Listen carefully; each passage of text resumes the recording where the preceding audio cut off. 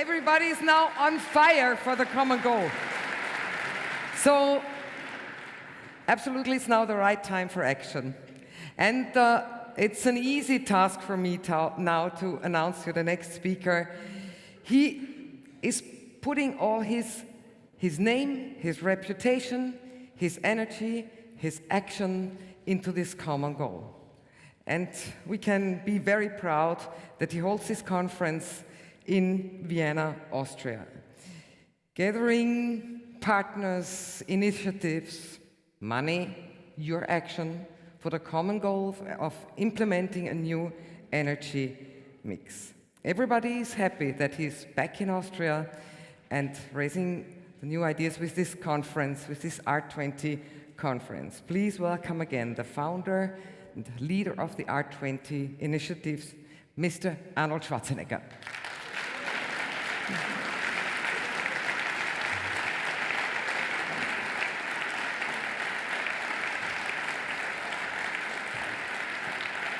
Morning, Governor. Oops. Thank you very much. I'd like in the beginning to just say a few words in German. Auf diesen Tag habe ich mich schon lange gefreut, endlich wieder einmal in Österreich zu sein. I am back.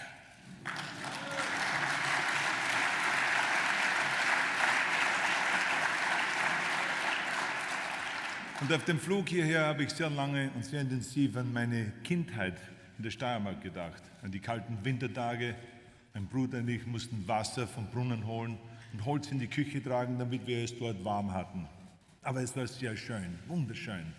Die Schneeballschlachten, das Eisschießen auf den zugefrorenen See, der Talersee, das Skilaufen, das Fußballspielen, das war wunderschön. Und am Flugzeug habe ich aber auch an die vielen Filmrollen gedacht, an die ich als Kämpfer und als Action Hero gespielt habe. Mit dem Schwert, mit den Fäusten, mit der Pistole, mit den Maschinengewehren. Und jetzt bin ich hier, auch als Kämpfer, aber ohne Schwerter, ohne Pistolen, ohne Gewehr. Meine Waffe ist die Überzeugung, dass wir, wenn wir alle zusammenhalten und den richtigen Weg gehen, unsere Welt sauberer, gesünder und viel besser machen können. Wir müssen gemeinsam die Zerstörung unserer Umwelt stoppen. Terminating.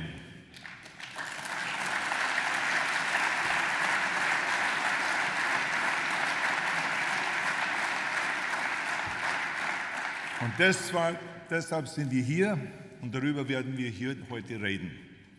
So thank you very much for that fantastic introduction earlier, and I'm so happy to be here today again in my home country.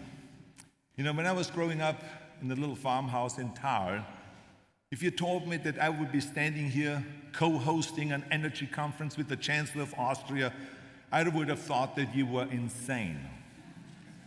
But Chancellor Faymann, here we are, and I love the partnership that we have developed. Thank you very much for being such a great leader and for being a true friend and for being so passionate about this subject. I will never forget when we were together last summer and you turned to me and you said, creating a sustainable future was the challenge for our generation. And I could not agree with you more. And that's why we are hosting this fantastic conference here today. So thank you very much for your great leadership. Thank you. Big hand to the Chancellor of Austria, Chancellor Faymann.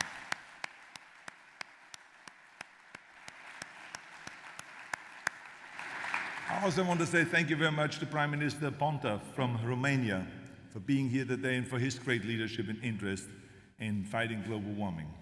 And also thank you to UNITO Director General Jim Keller. What a passionate speech. Let's give him a big hand again for the great job that he is doing.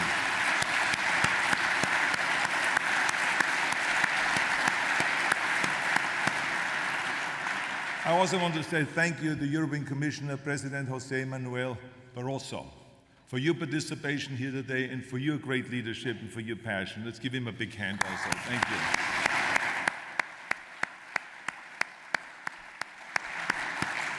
Now, as you can see, we have a great group of world leaders here today. I can feel the promise of this conference. I mean, I love walking into a room and sensing the passion, the energy, and the resolve. I know that all of you are fired up fired up to talk about the sustainable energy future and how subnational governments and ordinary folks can actually help us meet our goals.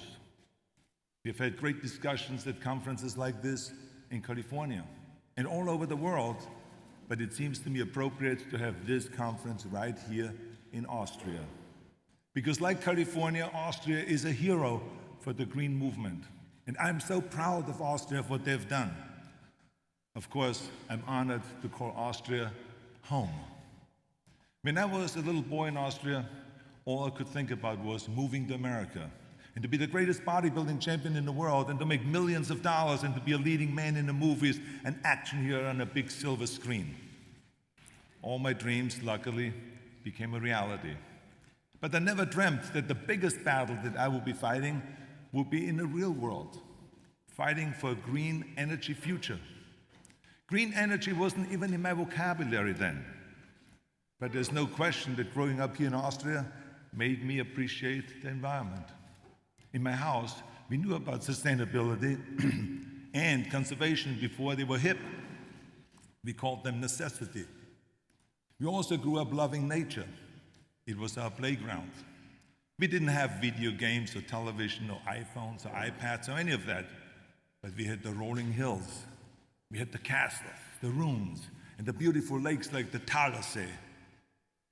Even when I moved to America and began to realize my dreams and won the Mr. Olympia trophies and became a movie star, and when I became governor of the great state of California, I held on to that deep love for the environment that I learned right here in Austria. So I will always be proud of Austria, and I love coming home. So thank you very much always for welcoming me with open arms, of course with a schnitzel and with a schnapps in each hand. I love that. Thank you.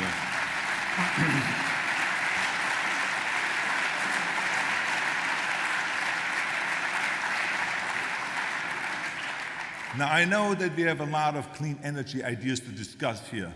But first, I would like to thank you for something totally unrelated to this. I want to thank you because I know that all of you have already purchased your tickets for my new movie, The Last Stand. So thank you very much for doing that. This is what I call synergy and working together. No, but seriously though, it was great to be back in the movies again and to create all this action and driving fast cars and the fight scenes and the blow-ups and the shooting scenes and all of those kind of things. But that's just on the big screen. We are here today to actually celebrate the real action heroes that are fighting for a clean energy future. We are here to learn from leaders like Chancellor Feynman and President Barroso, who don't really need a sword or a machine gun or bazooka to get their point across. They are fantastic communicators, and this is wonderful to have them all here at this conference. I mean, we have trailblazers from around the world who will tell you their prescriptions for success. But if you will allow me, I would like to start by sharing mine. See, when I was elected governor of the great state of California, I said that I wanted to clean the environment and continue the tradition of California, and at the same time pump up the economy.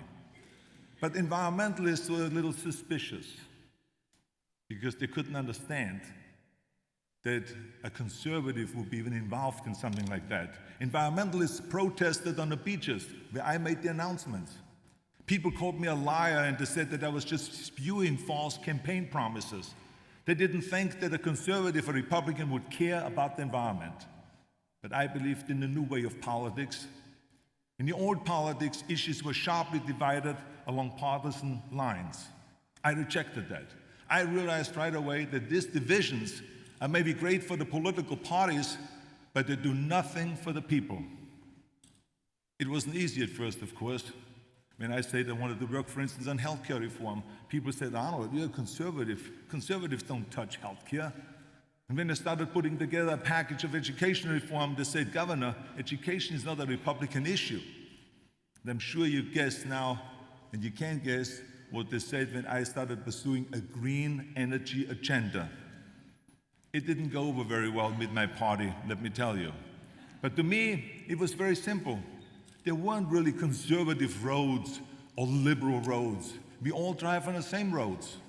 There isn't conservative air or liberal air. We all breathe the same air. There isn't conservative or liberal water. We all drink the same water. I never believed that you can put people's lives into ideological corners. That's why my first lesson here today is forget the old politics of division and partisan pickering. We can accomplish so much more with post-partisanship, where we take politics out of those issues, where we put the people above the party.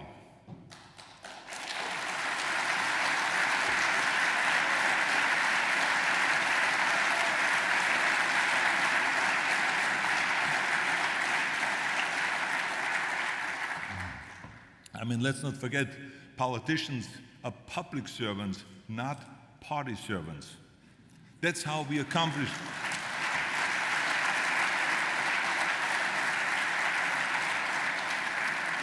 That's how we accomplished everything that we did in California. We put together a great team with the public sector, the private sector, Republicans and Democrats, community organizations, and universities. I mean, we all worked together. And believe me, there was a lot of action.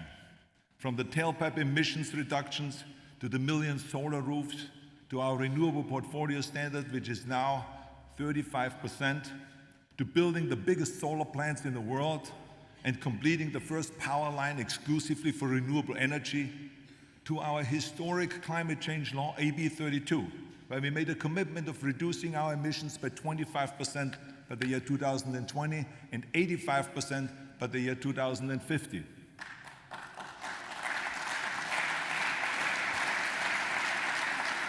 As a matter of fact, we just held our first auction for carbon credits, and it was a major success. When we passed these laws, of course, some experts thought that we were absolutely crazy. And as we have heard Mr. Jim Keller talk about, the negative attitude that people have sometimes, how to say, no, this can't happen, this is terrible, you will fail, and all of those things. Well, they said it was Washington's job actually to do that, and that we in our state, there's no business, we have no business to do that. But I said, to hell with that. Forget the status quo.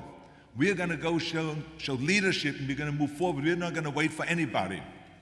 And we were successful, let me tell you. We had huge successes. We inspired actually the rest of the world. Just recently, the National Journal, a major conservative magazine from Washington, wrote, when California enacted a tough clean air rule, reining in global warming pollution from vehicle tailpipes, the auto industry and its allies in Congress fought hard to have it overturned. And when we talk about fighting hard, I mean hard, because the car companies, the car manufacturers from around the world, all of them sued me and sued the state of California for doing those great environmental things, because they thought it would hurt business. But instead, they were not successful. 14 other states passed tailpipe emissions rules modeled on California's standard. And in May of 2009, the Obama administration followed California's lead and made our law, our state law, a national law. That's the power of subnational governments.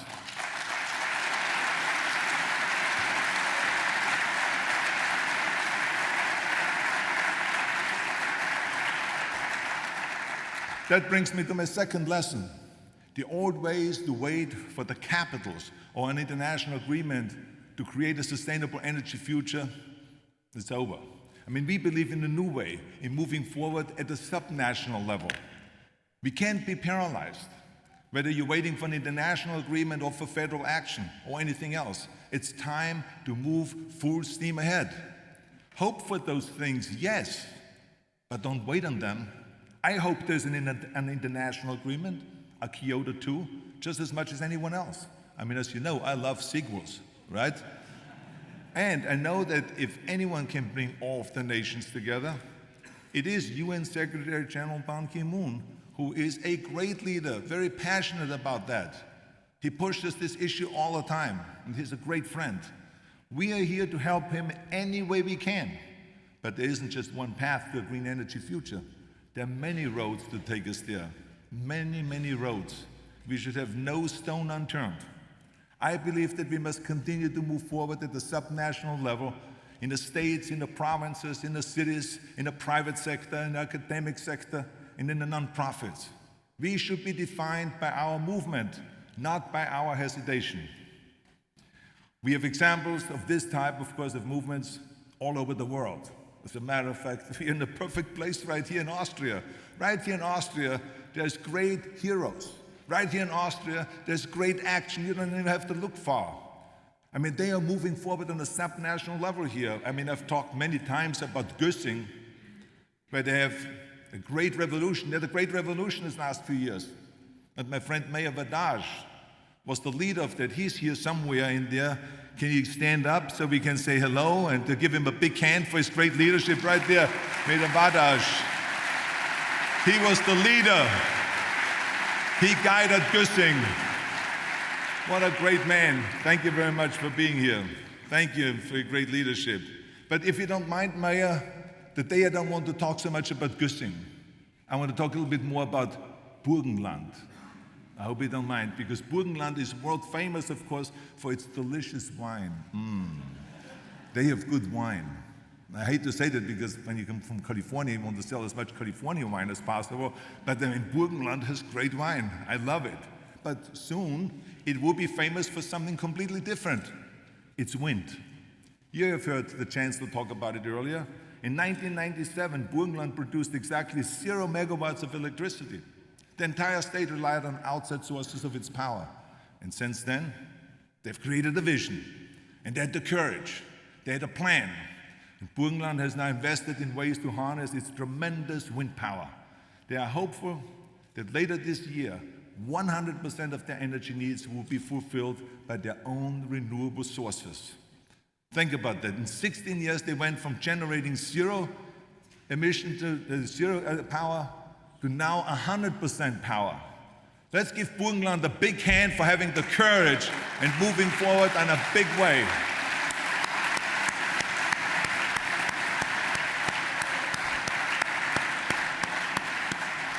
I mean, Burgenland is sending a tremendous message to the regional governments of the world.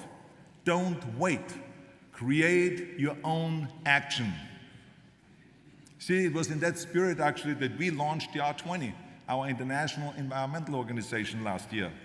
The R20 is all about action.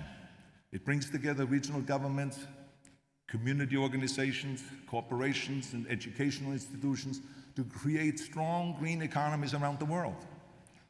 We are already moving forward, full steam. Let me give you some examples. We have secured $150 million in financing for a series of plants at the local level to convert sewage into biodiesel. We have secured financing for streetlight modernization in 3 provinces in 3 different countries. We have worked with a region in Morocco to harness their incredible solar power. In one of our first projects, a simple green roof toolkit has been used in 23 regions to cut energy use by an average of 18%, and the list goes on and on and on. We are spreading the great news about the subnationals, about projects to inspire more regions to join us. In fact, later on tonight, we're going to have one more join us. We will have a signing ceremony for Niederösterreich, one of Austria's states, to join the R20. So let's give a big hand to Niederösterreich for their great move.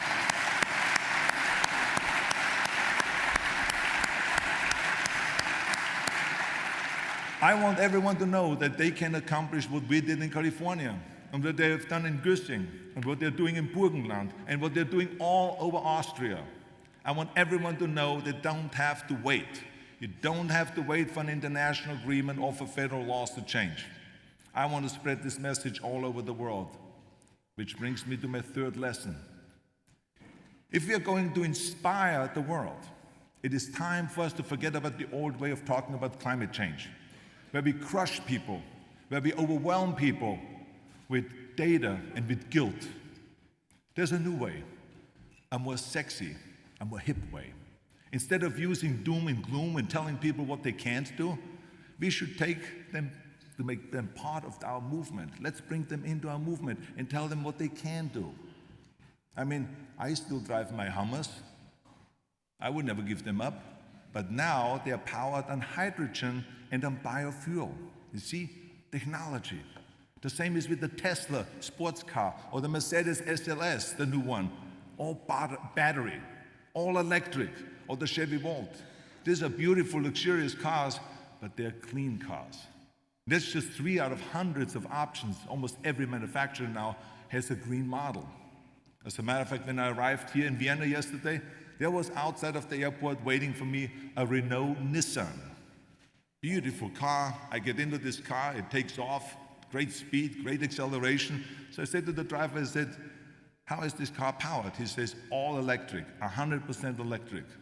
So congratulations. So those are the kind of things that are happening.